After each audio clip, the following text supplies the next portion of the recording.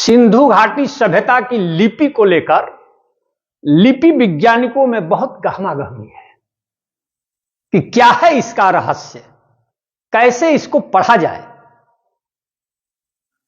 इधर हाल के दिनों में बहुत सारे सेमिनार हुए, किताबें आई हैं कि सिंधु घाटी सभ्यता की जो लिपि है वह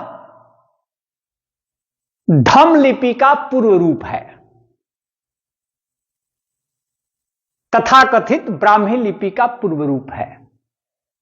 सम्राट अशोक के अभिलेखों पर जिस लिपि का प्रयोग हुआ है उसी का वो पूर्व रूप है।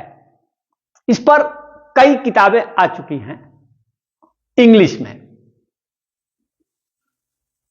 बात गलत नहीं है, आप इसको यूं समझिए। देखिए, ये व्हाइट बोर्ड पर ये पहला जो कॉलम है इसमें सिंधु घाटी सभ्यता की लिपियां हैं। 10 लिपियों को मैंने लिखा है, 10 लेटर्स हैं। 1 2 3 4 5 6 7 8 9 10। दूसरे कॉलम में धम्म लिपि के 10 लेटर हैं और तीसरे कॉलम में जो हमारी आधुनिक देवनागरी है, नागरी लिपि के 10 लेटर्स हैं। ये अब इसको मिलान कीजिए, देखिए ट नागरी लिपि का ये ट है और इसको धम्म लिपि में ऐसे लिखा जाता है। ऐसे सम्राट अशोक के जो अभिलेख हैं उसमें जो ट है वो ऐसे लिखा गया है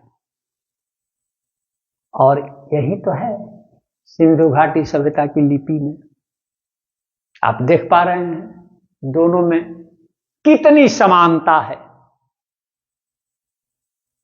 अब दूसरे लेटर पर आइए, इसका लिपि चिन्ह देखिए, प्लस के चिन्ह की तरह है। सिंधु घाटी सभ्यता के जो अभिलेख हैं उसके जो सील हैं उस पर आप देखिएगा कि यह जो लिपि चिन्ह है वह लिखा हुआ मिलेगा, देख सकते हैं आप। और इसका प्रयोग ब्राह्मी लिपि में भी ठीक मिलता जुलता है। मिलता जुलता नहीं है, समान है, कहिए सिमिलर। एक क है और तीसरा जो लेटर है ये देखिए, सिंधु घाटी सभ्यता का ये लेटर है और यह अशोक के अभिलेख का लेटर है। यह हा है, हा, या रा ला व कलाभिष मूर्धन्य सा दंत सा हा, यह हा है, हा है। मिल रहा है। असल में ये जो है थोड़ा सा आगे बढ़ गया है, ये पोर्शन कम भी रहता है और जाकर के इससे मेल खाता है सिंधु घाटी सभ्यता की लिपि से। अब चौथा आप देखिए, ब, जिसे बुद्ध लिखा हुआ है। बुद्ध शब्द तो है सम्राट अशोक के अभिलेख पर, यही ब है। सिंधु घाटी सभ्यता में इस प्रकार से और धम्म लिपि में इस प्रकार से आप देख पा रहे हैं। ये थोड़ी सी, ये जो लंबवत भुजा है ये थोड़ी सी बड़ी होती है और इसकी लंबाई कम होती है। आप देख रहे हैं सिंधु घाटी सभ्यता की लिपि और ये है धम्म लिपि, ब्राह्मी लिपि। पांचवा को देखिए, ये ठ है। तो सिंधु घाटी सभ्यता में ठ जो अभी लिखा जा रहा है ये इस तरह है और ये धम लिपि में ठ इस प्रकार से है, या नागरी लिपि में ठ इस प्रकार से है। आप छठवें में देखिए, ये था है, ये था है धम लिपि का। अब इसमें ये आपको एक एक्स्ट्रा चिन्ह दिखाई पड़ रहा है ऊपर और नीचे, इसमें नहीं है, ये था है। ये सातवां देखिए, सिंधु घाटी सभ्यता का ये लिपि चिन्ह है, जस्ट ग ग ग ग, एकदम से मेल खाता है। अब आठवां देखिए, ये र है, खड़ी पाई की तरह। ठीक ऐसा ही र सम्राट अशोक के अभिलेखों में भी है, सांची भरहुत के स्तूपों पर भी है। और नागरी लिपि का र ये है। आप ई देखिए, ई धम लिपि में ऐसे है, और सिंधु घाटी सभ्यता के जो मुहर है उस पर ये लिपि चिन्ह का प्रयोग हुआ है। फर्क क्या है कि इसमें बिंदी ऊपर है, नीचे है, और यहां ऊपर है। ये उल्टा है, ये उल्टा है, लेकिन इस रूप में भी हम लोगों को प्रयोग मिलता है धम लिपि में, ठीक इंडस वैली सिविलाइजेशन के लिपि चिन्ह की तरह। और ये तो देख लीजिए, ये स है, तालाब स, जिसका उच्चारण तालु से होता है, इसीलिए इसका नाम तालाब स पड़ा। दांत से जिसका होता है उसको दंत स कहते हैं, बुद्धा से जो होता है उसको मूर्धन्य स बोलते हैं। ऐसा नहीं है कि मूर्धन्य स का प्रयोग नहीं है, आप उधर जाइएगा खरोष्ठी लिपि वगैरह में मूर्धन्य स मिलेगा।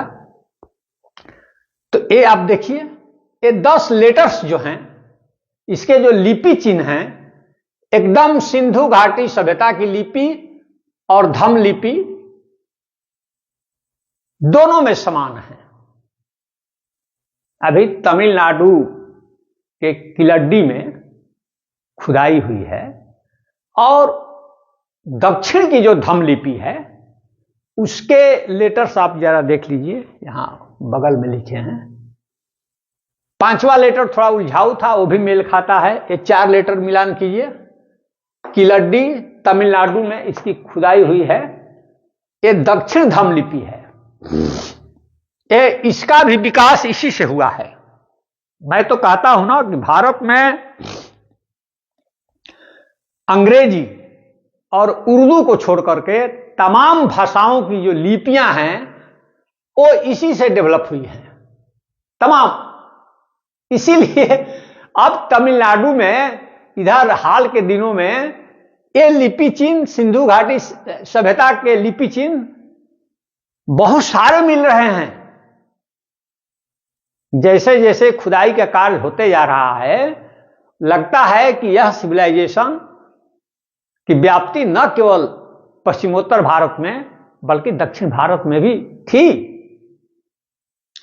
तो यहां आप देखिए, ये किलड्डी के लेटर्स हैं 4 दक्षिण भारत के, और इसका डेवलपमेंट इसी से हुआ है, इसी से, और इसका डेवलपमेंट इससे हुआ है, विकास। तो आप देख लीजिए, चारों का मेल खा रहा है। तो आप कहिएगा कि तब आप सिंधु घाटी सभ्यता की लिपि पढ़ क्यों नहीं रहे हैं? पढ़ना चाहिए ना आपको, जब सब कुछ समझ में आ रही है चीजें। देखिए होता क्या है कि आप इसको पढ़ पा रहे हैं, नागरी लिपि ट क ह ब ठ थ ग र ई स पढ़ रहे हैं। अगर 11वीं शताब्दी की या 12वीं शताब्दी की, आज से हम 800 साल पहले जाएंगे और इस लिपि को जब लिख देंगे तो आप नहीं पढ़ पाइएगा। 800-900 साल पहले नागरी लिपि के ही जो लिपि चिन्ह है उसमें बहुत सारा परिवर्तन है, ख आज की तरह नहीं है, अंतर है। तो आप कैसे पढ़ पाइएगा? आज की नागरी लिपि को आप पढ़ पा रहे हैं, 800 साल पहले का नहीं पढ़ पाइएगा, नहीं पढ़ पाइएगा। तो आप विचार कर सकते हैं कि सम्राट अशोक के जो ये लेटर्स हैं, ये जो लिपि चिन्ह हैं, ये कब के हैं? 3री शताब्दी ईसा पूर्व के हैं, और इंडस वैली सिविलाइजेशन उसे हजारों साल पुरानी है।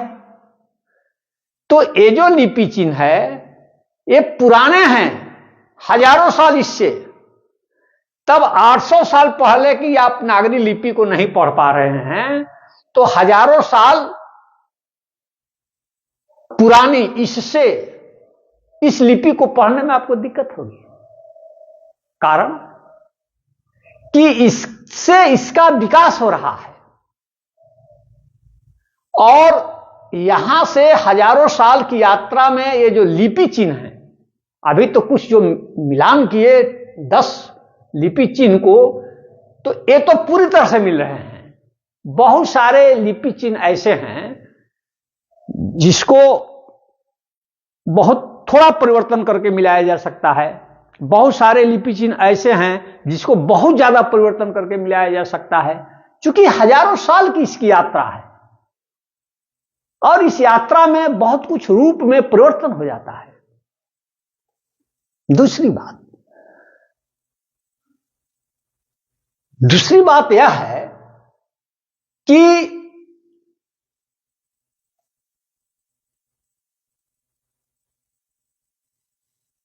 अशोक के जमाने में जो हमारा लिपि चिन्ह है वह क्या है? ध्वन्यात्मक है।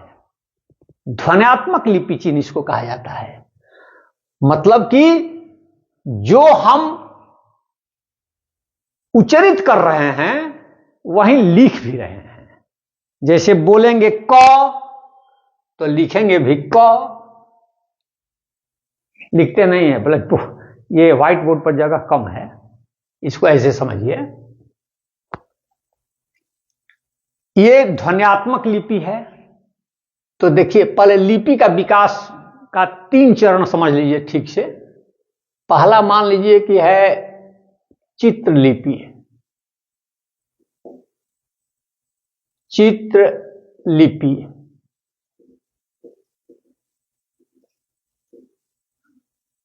पहला चरण, मोटा मोटी चरण बता रहे हैं। दूसरा है भावलिपि। भावलिपि। और तीसरा है ध्वनि लिपि। ध्वनि लिपि। तो पहला है चित्रलिपि। तो चित्रलिपि का मतलब क्या? चित्रलिपि का मतलब जैसे आंख हमने बना दिया, ये चित्रलिपि है। ये आंख को यह लिपि चिन्ह द्योतित करता है कि यह आंख है। इसको आप पढ़ नहीं सकते हैं। लिपि तो पढ़ने की चीज है, लेकिन आप इसको देख सकते हैं। ये आंख का विषय है, लेकिन इसको हम लोग पढ़ नहीं सकते हैं। हम इसको पढ़ेंगे आंख, ऐसे जब लिख देंगे आंख, इसको पढ़ लेंगे। ये ध्वनि लिपि है। और बीच का ये जो विकास का चरण है भाव लिपि का, तो जैसे आंख बना दिए और इसमें से आंसू बहा दिए, भाव व्यक्त करने लगा कि कोई इंसान रो रहा है, तो यह चित्रलिपि है। इसमें आंसू टपका दिए तो यह भाव लिपि है। और उसको ध्वनियों में जब बांध दिए तब वह ध्वनि लिपि है। अब इसको हम लोग पढ़ सकते हैं। अ आकार आ, ऊपर चंद्रबिंदी और ख, यह ध्वनि लिपि है। तो यह जो धम लिपि है यह ध्वनि लिपि है। क, ह, ब ऐसे पढ़ रहे हैं। तो जिस समय सिंधु घाटी की सभ्यता थी, उस समय वो ट्रांजिशन पीरियड था। उस समय पूरी तरह से ध्वनि लिपि का विकास नहीं हुआ था, जिस तरह से अशोक के जमाने में हम लोग देखते हैं। यही कारण है कि आपको मछली जैसा चित्र दिखाई पड़ेगा सिंधु घाटी सभ्यता के मुहरों पर। तो सिंधु घाटी सभ्यता के कुछ लिपि चिन्ह चित्रात्मक हैं, चित्रलिपि में हैं, कुछ भाव लिपि में हैं और कुछ ध्वनि लिपि में हैं। आप इस तरह से डिवीजन करना पड़ेगा आपको सिंधु घाटी सभ्यता के रहस्य को जानने, सिंधु घाटी सभ्यता की लिपि के रहस्य को जानने के लिए। इसमें जो सबसे बड़ी कठिनाई आती है वह यह, दुनिया की प्राचीन लिपियों को इसलिए पढ़ा जा सका है कि उसके द्विभाषी अभिलेख मिलते हैं।